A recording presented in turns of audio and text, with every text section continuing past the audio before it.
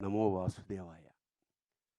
ఈ ఈ ఈ సినిమా గురించి మాట్లాడుతున్నప్పుడు గూడా తెలియని ఒక ఉద్విగ్నమైన ఫీలింగ్ కలుగుతుంది నాకు. ఆయన అశ్విను, నేను భరణి. మా అంతా వెంట అశ్విని తర్వాత భరణి. గీతా ఆర్ట్స్ అల్లు రామలింగయ్య గారు గొప్ప కమ్యూనిస్టు. గీతా ఆర్ట్స్ ఎందుకు పేరు పెట్టారో ఉత్తరోత్తర అల్లు అరవింద్ గారు వివరించారు. ఏదైనా గీతా సారాంశం ఏంటంటే మంచి కర్మకి మంచి ఫలితం తప్పకుండా లభిస్తుంది. వెరీ సింపుల్, అంతకన్నా ఏం లేదు. అలాగే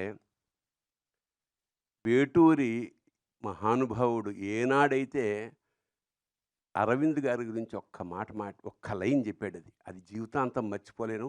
నిజంగా లక్షలు ఇవ్వచ్చు ఆ పదానికి. ఏమిటంటే అల్లు అరవింద్ని సంధి చేసి అల్లరి విందు అన్నారు. ఆయన ఎక్కడున్నా సరే మామూలు సరదాగా ఉండడానికి, అల్లరి చేయడానికి, కాకపోతే విందులాంటి అల్లరి చేయడం నిజంగా thank you so much sir. Aravind గారిని చాలా తక్కువ సార్లు కలుస్తాను, కానీ ప్రతిసారి ఓ మొమెంటరీ, ఓ జ్ఞాపకంగా మీకు మాత్రం ఖచ్చితంగా మా ఇద్దరి మధ్య అలా మిగిలిపోతుంది. అలాంటి అరవింద్ గారు నాకు ఫోన్ చేసి, ఇలాగా ఈ సినిమా అవుతుంది, దయచేసి ఖాళీగా ఉంటే మీరు ఒకసారి చూడండి అంటే, నేనే ఎందుకు చూడాలి సార్ అంటే, దాని గురించి మాట్లాడగలిగిన కొంచెం సాహితీ వ్యవసాయం చేస్తున్న వాళ్ళతో అంటే ఆ లెక్కన జొన్నవిత్తులు గారు కూడా ఉన్నారు కదా అన్న. నేను ఆయన కూడా పిలిచానండి అన్నాడు తమాషాగా. సరే, నిన్న కుటుంబ సమేతంగా మేము థియేటర్కి అల్లు అరవింద్ గారి ఏ అక్కడికే వెళ్ళి చూసాం sir. So it was not theatre sir, it was a temple yesterday. It was, I think the feeling is continuing. ఒక కూర్చున్న 5వ నిమిషానికి మేము లోపలికి వెళ్ళిపోయాం.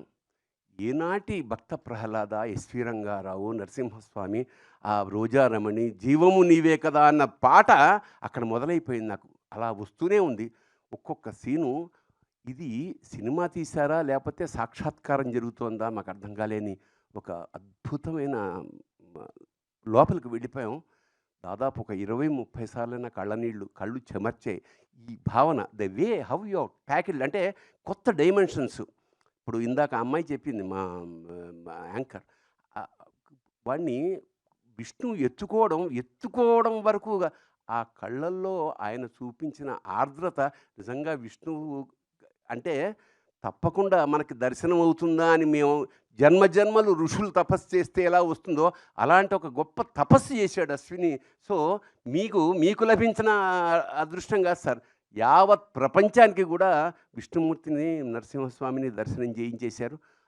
ఆ చివరి మూమెంట్ ఏదైతే ఉందో ఆ 20 నిమిషాలు అంటే సభాముఖంగా మేము పిలవడానికి కూడా కారణం ఇది పూర్వజన్మల పుణ్యం. ఈ సినిమా చూడడం యోగం అన్నమాట.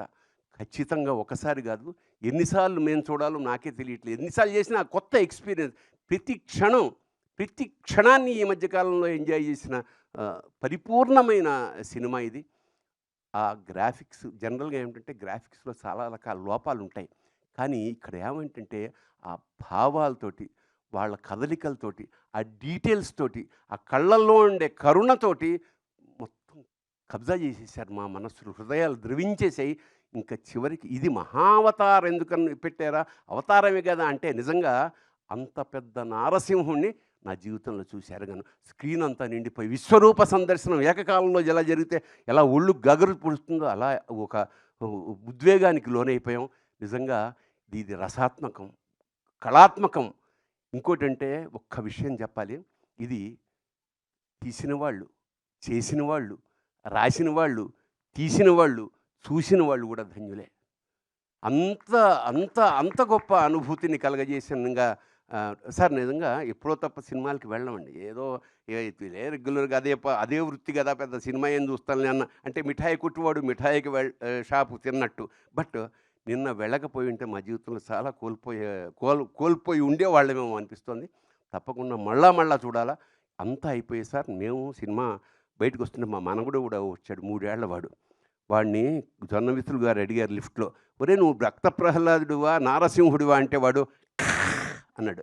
అంటే ఒక 3 ఏళ్ల వాడి మనస్సులోకి నరసింహస్వామి ఎలా ప్రవేశించేసాడో ఆశ్చర్యం వేస్తోంది. ఈ సినిమా సార్ మీరు 2 ఏళ్లకోసారి ప్లాన్ చేస్తున్నారు కదా! I think it will run for 2 years sir continuously. Yes. Then only you have to take another project. అట్లాగా I think it's a big project ఇది Lord has given you sir. I think this is the greatest opportunity of our lives. ఒక cinema ఒక కావ్యంలాగా, అలాగే సనాతన ధర్మాన్ని ఇంత అంటే ఎక్కువ ప్రచారం ఏమి అక్కర్లేదండి. ఒక్కసారి సినిమా చూస్తే అది గుండెల లోపలికి వెళ్ళిపోయింది. ఇలాంటి సినిమా నిర్మించిన వాళ్ళకి చెప్పాం. ఇలాంటి అవకాశం ఇచ్చిన మాకు కూడా మా జన్మలు ధన్యమయ్యేగా భావిస్తూ జై నరసింహ, జై నరసింహ, జై నరసింహ. Thank you sir.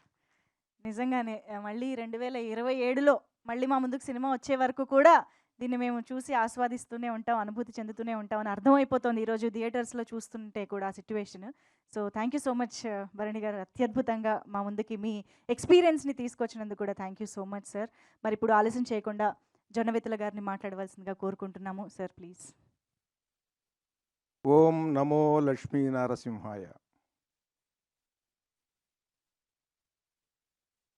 సినిమాలు చూసే ప్రేక్షకులు ఈ సినిమా చూడకపోతే మిగతా సినిమాలు చూడటం వేస్ట్.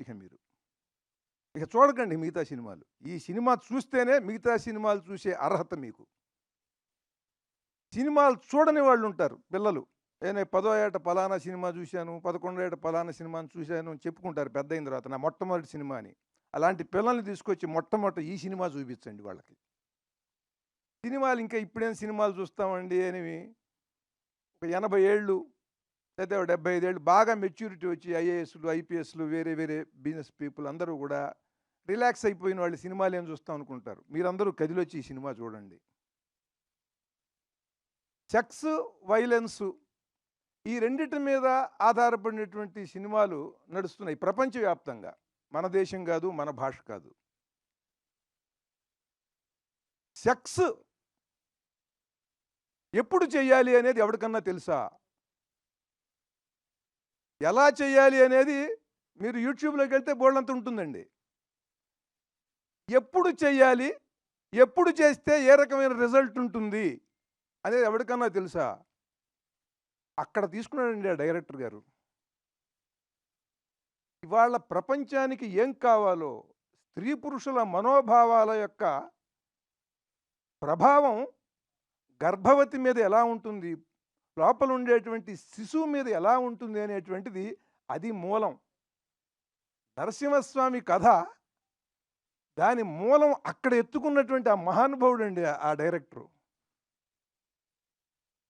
సెక్స్ అనేటువంటిది సృష్టికి మూలం. అందరికీ కావాలది.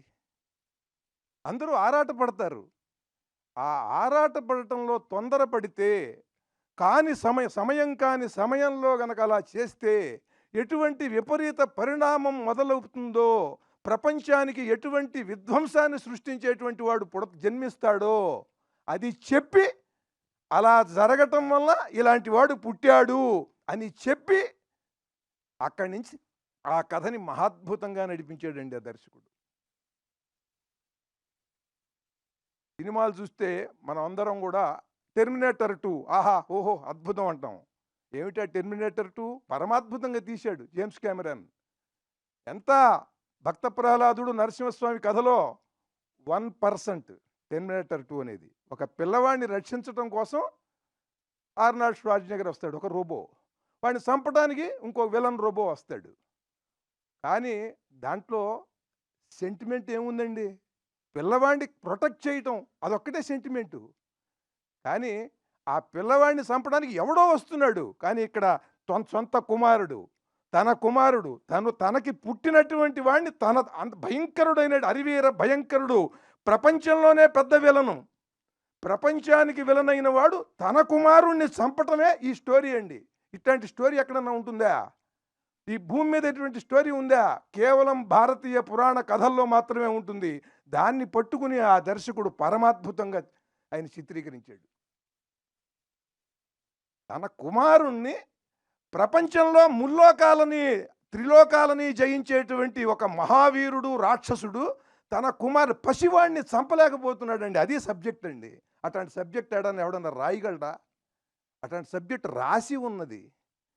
దాన్ని ఇవాళ ఎలా దాన్ని పిక్చరైజ్ చేయాలి, ఆ సబ్జెక్ట్‌ని ఎలా జనానికి చెప్పాలి అని అద్భుతంగా చెప్పాడాయన. తరువాత భూదేవిని ఆయన అద్భుతంగా చూపించాడండి. ఎంత మనోహరంగా, ఎంత సుందరంగా ఉన్నదంటే భూదేవి క్యారెక్టరు. గ్రాఫిక్స్‌లో, యానిమేషన్‌లో ఆ భూదేవి యొక్క సౌందర్యం ఏమిటి, ఆవిడ యొక్క తత్వం ఏమిటి, క్యారెక్టరైజేషన్ ఏమిటి అనేది ఆవిడ యొక్క లక్షణాల్లోనే చూపించాడాయన. హిరణ్యాక్షుడు, అలాగే హిరణ్యాక్షుడిని చంపినటువంటి వరాహస్వామి, ఆ ఫైట్ మామూలు పరమాద్భుతం అది. పందిని సహజంగా మనం అందరం కూడా నిందించడానికి ఉపయోగపెడతాం. అరే వెధవ పంది పోరా అని. ఇవాళ ఎవరన్నా పంది అని నిందించాలంటే భయపడతామండి ఈ వరాహస్వామిని చూసిన తర్వాత. అంత భక్తిభావం కలుగుతుంది. అంత పరమాద్భుతంగా చిత్రీకరించాడు ఆయన. అసలు ఆ ఫైట్స్, ఆ విజువల్స్, దానికి సింక్ అయినటువంటి ఆర్ఆర్ మహాద్భుతం. మహాద్భుతం, పరమాద్భుతం, దివ్యాద్భుతం. ఇది డివైన్ వండర్ ఈ ఫిలిం. అందరి ఊహకి అందదు. 1000 కోట్ల రూపాయల బడ్జెట్ ఇచ్చినా ఒక దర్శకుడు ఇట్లాంటి సినిమా చేయలేడు. దానికి లోపల నుంచి పుట్టాలి. జన్మ సంస్కారానికి తోడు జీవితంలో తప్పించాలి ఒక కళ కోసం. అలా కళ కోసం తప్పించి ఆ నరసింహస్వామి కథని ఆస్వాదించి, భారతీయ పురాణ కథల్ని, ఇతిహాసాల కథల్ని బాగా అర్థం చేసుకుని తీసినటువంటి సినిమా ఇది. నరసింహస్వామి ఫైట్ ఉంటుంది. అటువంటి ఫైట్ మనం ఎక్కడా చూడమండి. ఎంటర్ ది డ్రాగన్లో చూసినటువంటి ఫైట్స్ మనందరి హృదయాల్లో ఉన్నాయి. పెద్దవాళ్ళు కానీ, ఇవాళ ఈ తరం వాళ్ళు కానీ, ఆ ఫైట్స్ వాటి వ్యవహారం వేరు. ఈ ఫైట్స్లో ఇవన్నీ కూడా భూమి మీద జరిగేటువంటి ఫైట్స్ అవన్నీ మిగతా సినిమాల్లో. ఇది అలా కాదు. ఇది లోకాతీతమైనటువంటి శక్తి, లోకాలను జయించేటువంటి శక్తి. ఆ రెండింటి మధ్యన ఉండేటువంటి ఆ హీరో, ఆ విలన్, వాటి మధ్యన ఉన్నటువంటి ఆ ఫైట్ని ఆయన తీశాడండి. జ్వాలా నరసింహుడుగా ఎలా ఫైట్ చేశాడు, యోగ నరసింహుడుగా ఎలా ఫైట్ చేశాడు. యోగ నరసింహుడు అంటే మనం తిరుపతి వెళ్ళినప్పుడు ఆ హుండీకి పక్కన ఉంటుంది, చందనం అది అరగదీస్తుంటారు, మనందరికీ తెలుస్తుంది ఆ విషయం. ఆ యోగ నరసింహుడి ఫైట్ ఏమిటి? హిరణ్యకశిపుడు నరసింహస్వామిని తోసేస్తే వెళ్ళి ఎక్కడో పడ్డాడు అన్నట్టుగా ఒక షాట్ చూపించాడు. ఎక్కడో పడలా. వాడు చూస్తే, ఇలా చూస్తే వాడు ఇలా పెట్టి ఈ చిటికిన వేలి మీద లేచి శీర్షాసనం వేశాడండి. అట్లా ఒక పర్వతం ఏదో అలా తలకిందులుగా నిలబడ్డట్టుగా అలా చూస్తే అసలు అక్కడ ఆ రికార్డింగ్ కానీ, ఆ తీసిన షాట్ కానీ ఒక్కసారి గుండెలకి ఎటువంటి అనుభూతిని కలిగిస్తుందంటే ధైర్యాన్ని, భయాన్ని రెండింటినీ ఒకేసారి కలిగిస్తుందండి. ధైర్యాన్ని, భయాన్ని రెండింటినీ ఏకకాలంలో కలిగించేటువంటి ఆ చిత్రీకరణ అసాధ్యం అన్నమాట. దాంట్లో ఆ యోగ నరసింహుడి ఆ భంగిమ చూస్తే ఎంత అద్భుతంగా ఉందంటే అంత అద్భుతంగా ఉంది. 10 మంది రాక్షసులు మహాబలశాలురు ఉంటే వాళ్ళ మధ్య నుంచి మెరుపులాగా వెళ్ళిపోయాడు. ఆ షాటు మహాద్భుతం. వాళ్ళ పక్క నుంచి వాళ్ళకు నరుక్కుంటూ వెళ్ళటం కాదు, ఒక కత్తి పట్టుకుని నరుక్కుంటూ వెళ్ళటం కాదండి, వాళ్ళ మధ్య నుంచి అలా మెరుపు మెరిసినట్టుగా వెళ్ళిపోయాడు షాటు. చూస్తే వాళ్ళు తెగి నిలువున నరికేసినట్టుగా ముక్కలు ముక్కలుగా పడిపోయారండి. ఏమిటంటే నఖాయుధుడు, గోళ్లే ఆయుధం ఆయనకి. ఆ వెళ్ళిన మెరుపు వేగంతోనే వాళ్ళని సంహరించేశాడు. ఆ జ్వాలా నరసింహుడు అంటే ఏమిటి? ఆ మెరుపు వేగంతో ఎలా చంపాడు. ఆ యోగ నరసింహుడు అంటే ఏమిటంటే వీడు కొడితే వీడు పడిపోతాడా, అలా అలా చిటికెన వేలి మీద అలా పెట్టి అలా శీర్షాసనం వేశాడు యోగ నరసింహుడుగా. పైగా వాడు హఠయోగి, అంటే మొండి పట్టుదల ఉండేవాడు. నరసింహస్వామి స్తోత్రాలలో, నరసింహ పురాణంలో, ఇతరేతర అట్లాగే పోతన రాసినటువంటి ప్రహ్లాద చరిత్రలో, నరసింహస్వామి ఆవిర్భావ ఘట్టంలో, వీటన్నిటిలో కూడా అంటే యాదగిరిగుట్ట నరసింహస్వామిని వర్ణిస్తూ మహాద్భుతమైన శ్రద్ధా శ్లోకాలు ఉన్నాయి. వాటన్ని